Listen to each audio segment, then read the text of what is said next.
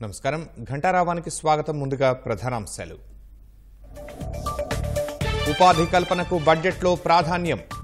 సగటు పన్నులు 12.5% దిగివచ్చాయన్న నిర్మలమ్మ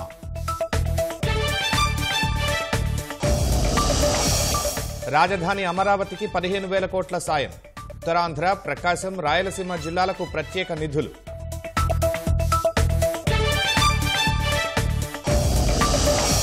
కేంద్ర బడ్జెట్ రాష్ట్రాభివృద్ధికి ఊతమిస్తుందన్న టీడీపీ ఎంపీలు ఏపీకి పెద్దపీట వేశారని ప్రధానికి చంద్రబాబు కృతజ్ఞతలు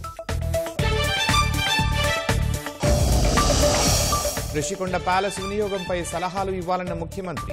అసెంబ్లీ సమావేశాల తరువాత హౌస్ కమిటీ పర్యటన ఉంటుందని వెల్లడి